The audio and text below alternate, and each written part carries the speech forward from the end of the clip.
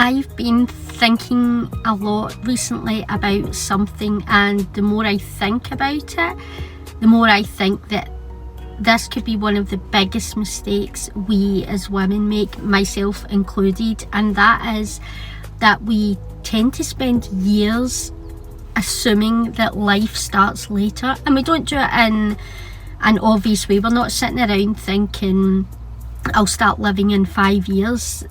What I'm talking about is much more subtle than that. It's things like telling ourselves that we'll buy the clothes once we've lost the weight, once we've got to our perfect body size, that we'll book the trip once we've got a bit more money, that we'll start the business we've always dreamed of once we know what we're doing. We'll take the nice photos once we're feeling a little bit more confident. And the biggest one is that we'll finally start putting ourselves first once the current crisis in our lives is over. But the problem with that is there's always a current crisis. And personally, I've reached the age where I can confidently say that life never tends to send an email saying congratulations, everything is now sorted and you may begin to start enjoying yourself and your life. There is always something in life that needs your attention. It can be a bill that needs paid, something breaks, a plan changes, or a goal that you've set takes longer than you expected it to.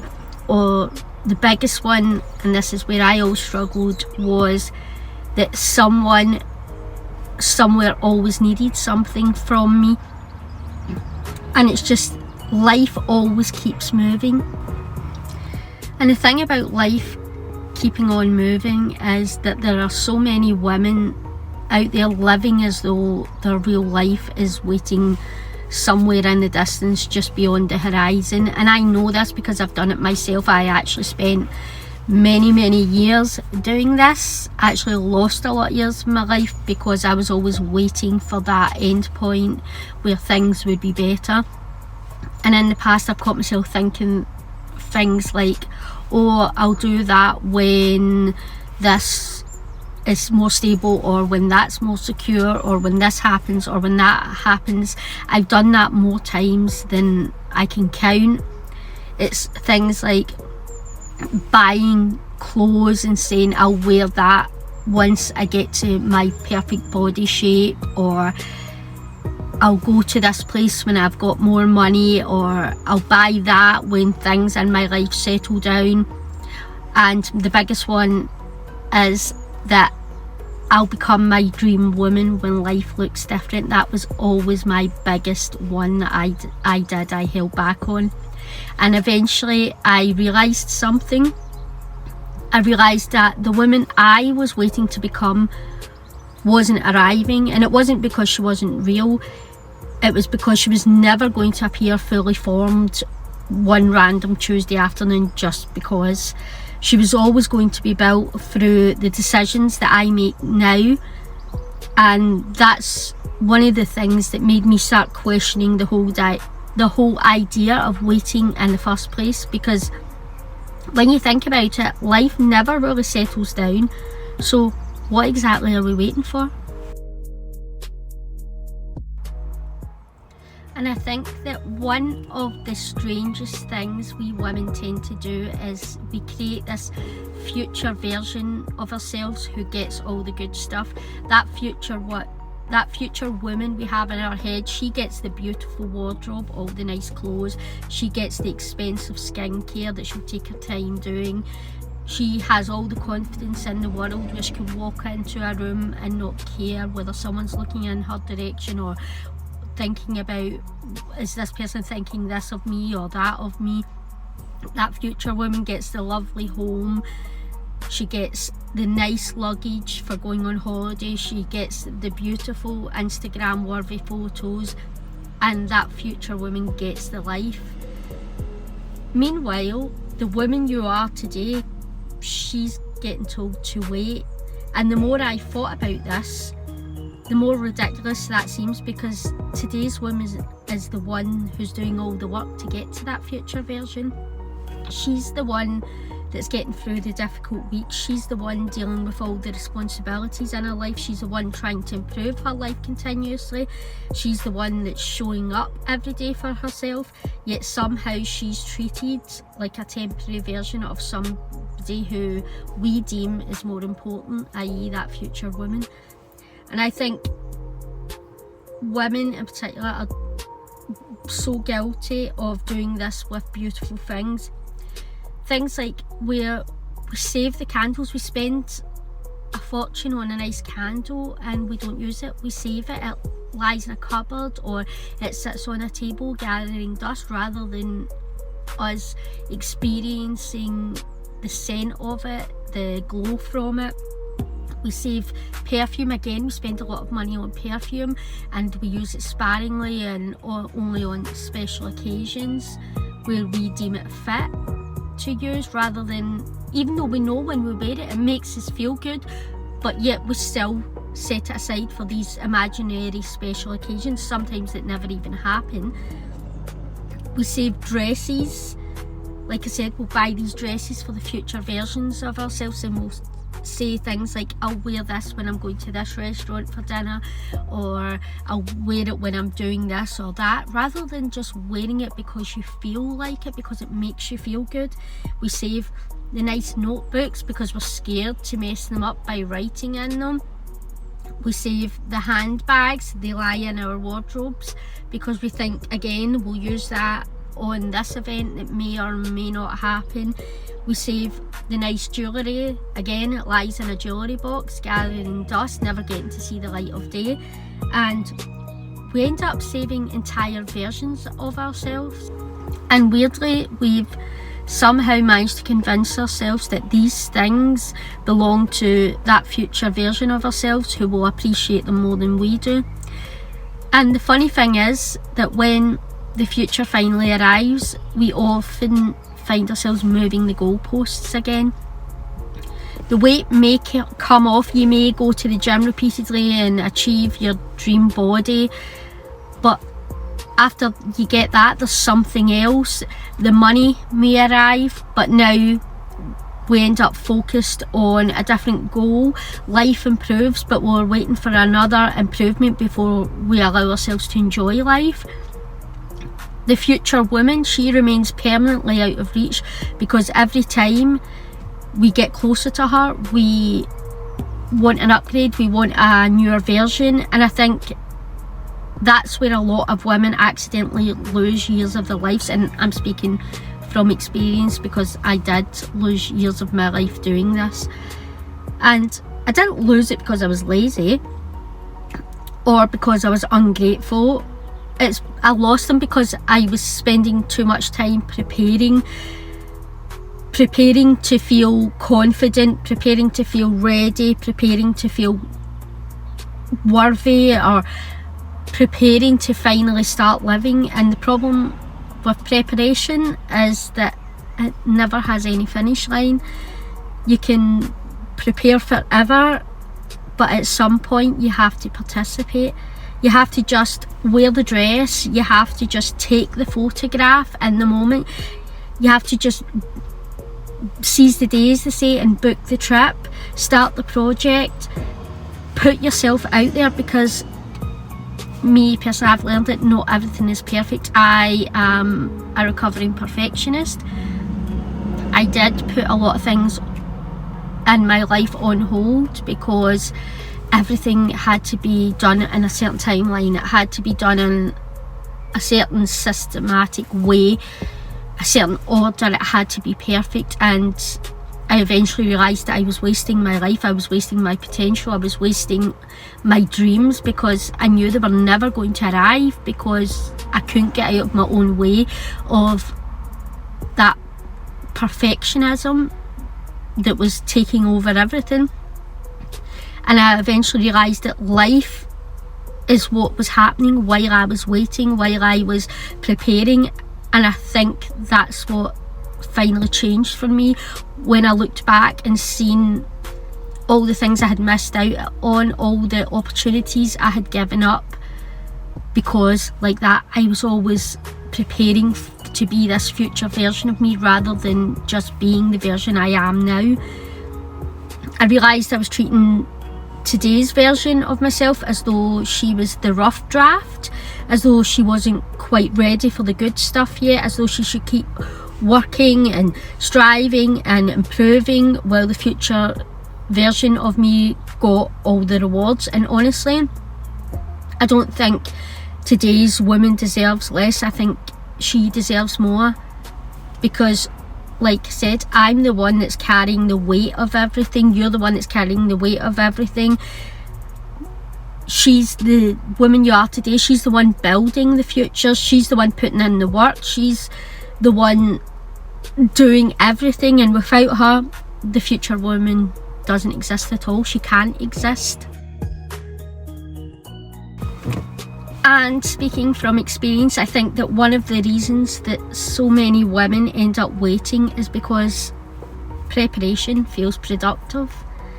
It feels like you're being responsible, it feels like you're being sensible, and sometimes it genuinely is. Sometimes preparation definitely is productive. There's nothing wrong with planning ahead. I'm the type of person, I always have to plan ahead. I'm not very spontaneous.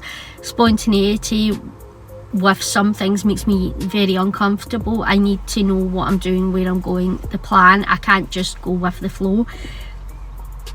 There's nothing wrong with researching something before you do it. Sometimes that can be sensible, sometimes that can actually be needed. There's nothing wrong with wanting to feel prepared. The problem starts when preparation quietly becomes a substitute for participation. And I think we've all done that. Like that, you'll spend 6 months researching something you could have started 6 months ago. You watch endless videos about confidence instead of doing the things that would actually build the confidence. You save hundreds of outfit ideas on Instagram or Pinterest instead of actually experimenting with your own style.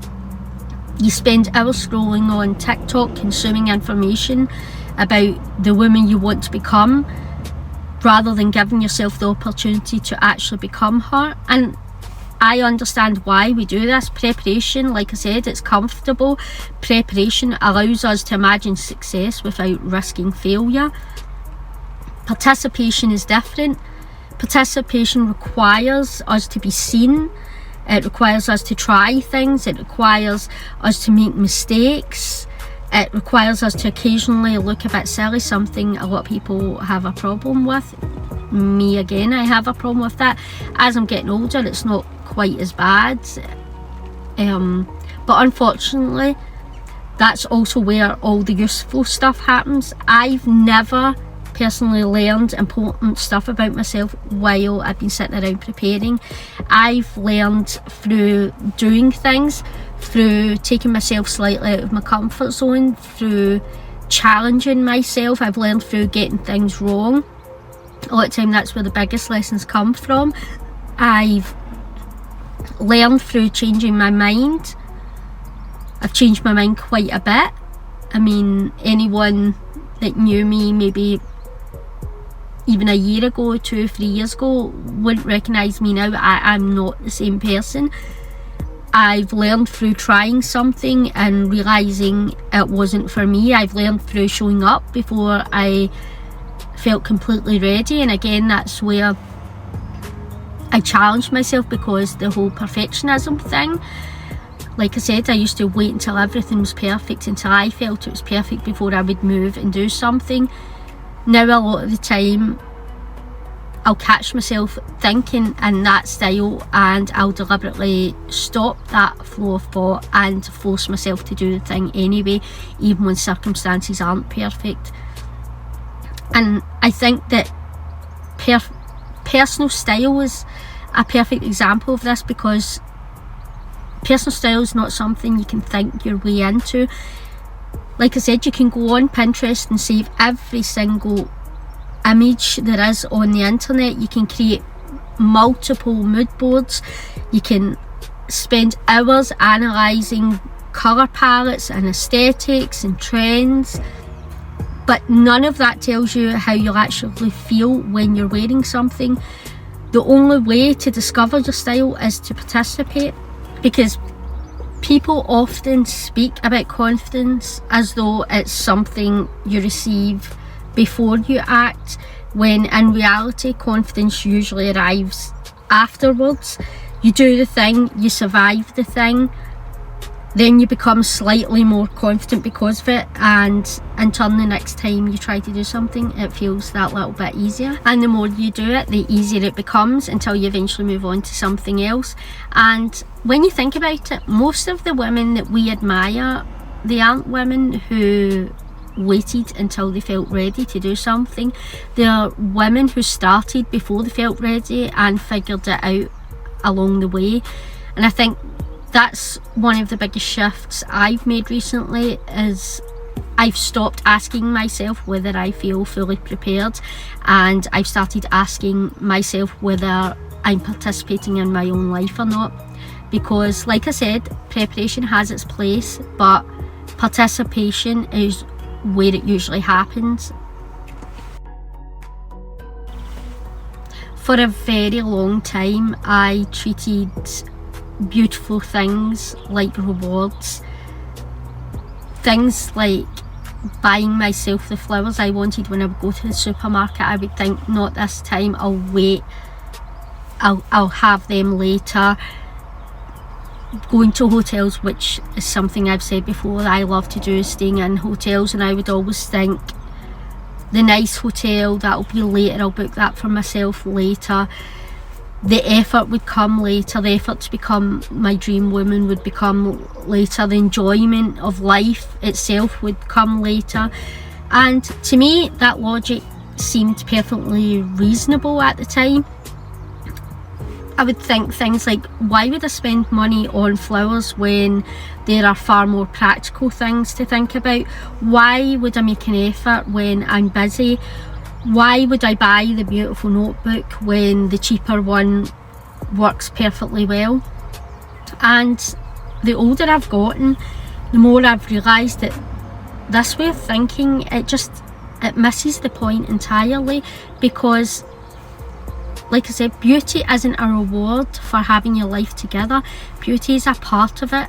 It's a part of life, it's a part of the journey, and it makes the journey easier. And I think women especially have been encouraged to see beautiful things as unnecessary. As may be controversial, but the whole minimalist trend, the whole having everything beige and bland and minimalist, especially the overconsumption topic that's online right now. Now, I believe in overconsumption to a degree. I do believe that some of it does border on hoarding, but at other times where it's seen as overconsumption, I just think, no, you're buying things because they make you feel good, and why shouldn't you have something that makes you feel good? It's though things like enjoying fashion. If a woman enjoys fashion and actively wears her clothes and has a wardrobe full of clothes, she's seen as shallow and vain, and we're told that fashion is a waste of time.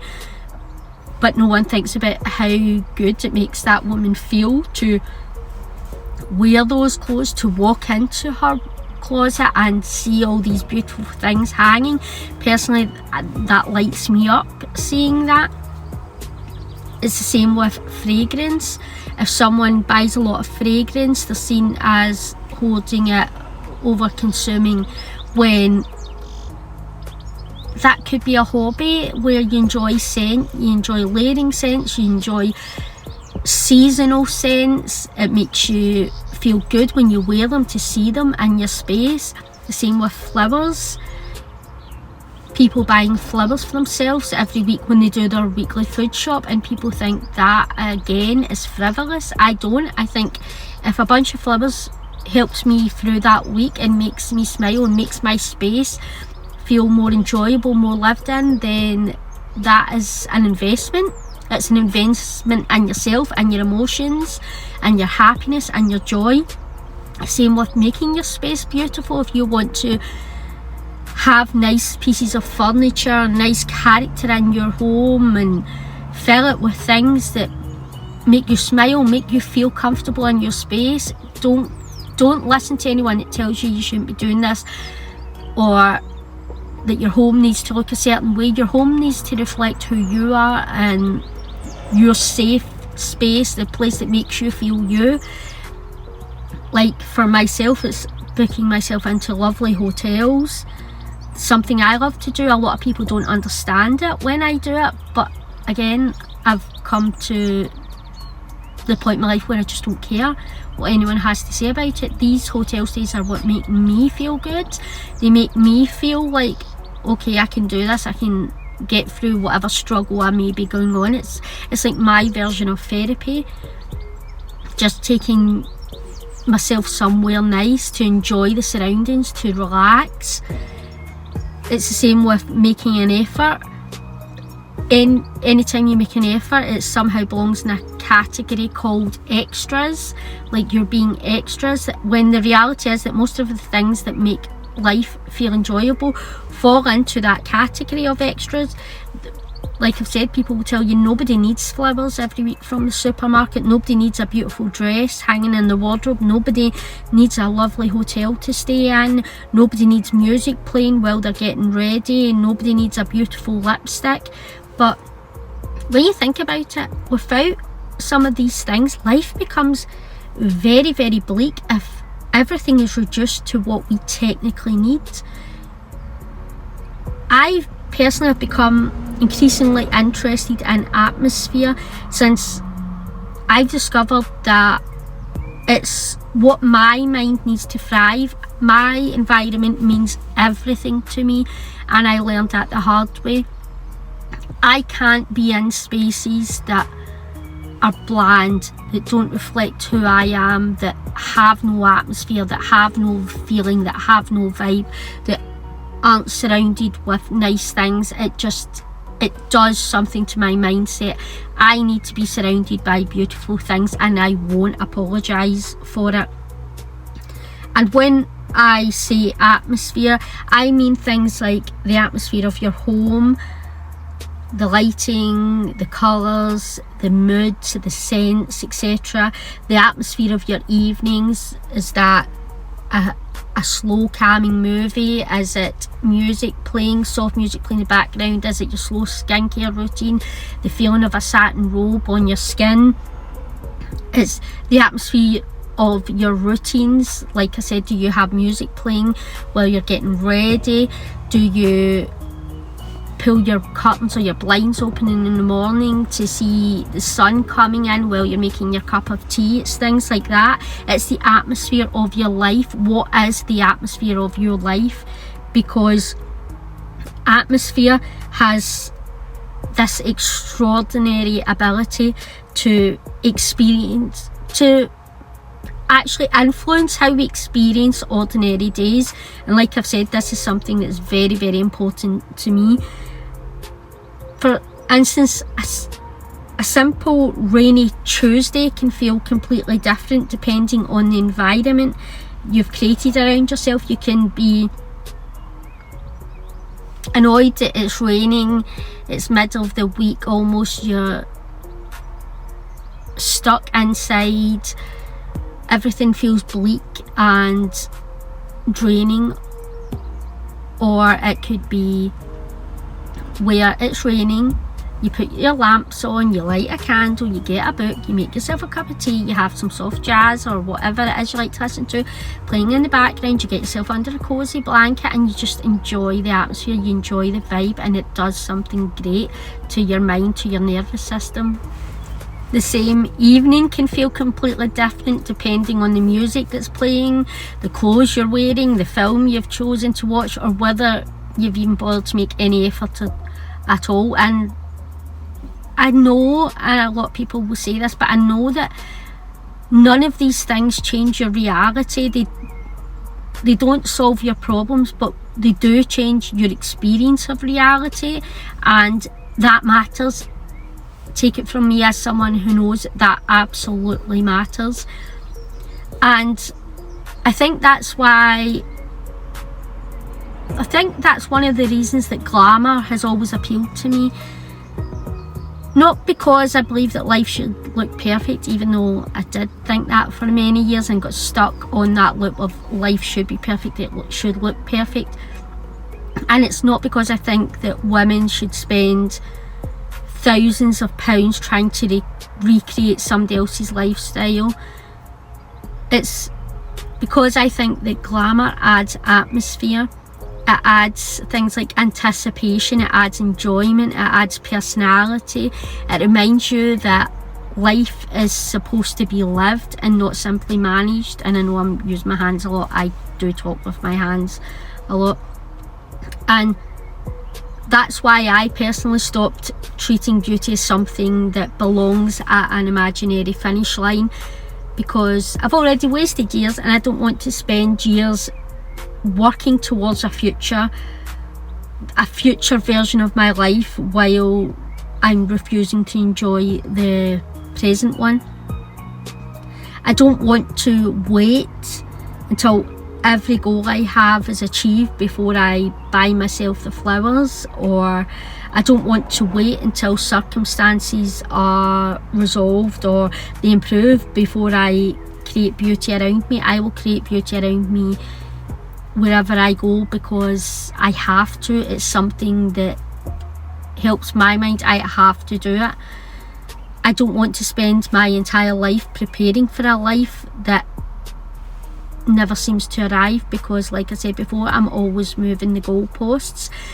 And I've started incorporating beauty, glamour and standards into my life right now, because when you think about it, now is the only time we actually have. Not next year, we don't know what's going to happen next year, and not when everything is sorted, because everything may never be sorted, and not when I finally reach some imaginary version of success that I have in my head. I have incorporated it now, and perhaps that's the biggest shift of all in my life. I've stopped seeing beauty as something I earn, and I've started seeing it as something that I allow myself to enjoy now. The funny thing is that when people imagine the woman they want to become, their idea of their dream woman, when you think about her, she really spends her time waiting. Think about it. When you picture that dream version of you, she's usually doing things, is she not? She's travelling to the places that you wish to travel to. She's creating memories that she'll cherish forever. She's trying new things, testing herself, challenging herself. She's buying herself the flowers just because. She's wearing the nice clothes because she just likes to make an effort and look good. She's taking the photographs regardless of whether life is perfect or not, and she's actually participating in her life. She's not sitting around endlessly preparing for her life. She's living her own life. And yet that's exactly what so many women do. Like I've said before, we spend years treating ourselves like a draft version of somebody who's more important. We talk about the future woman we want to be, our dream woman, as though she's a completely different person to who we are now. That dream woman, she's more confident, she's more stylish, she's more organised, she's more successful, she's more glamorous and more secure. But when you really think about it, she's not a different person at all. She's just you.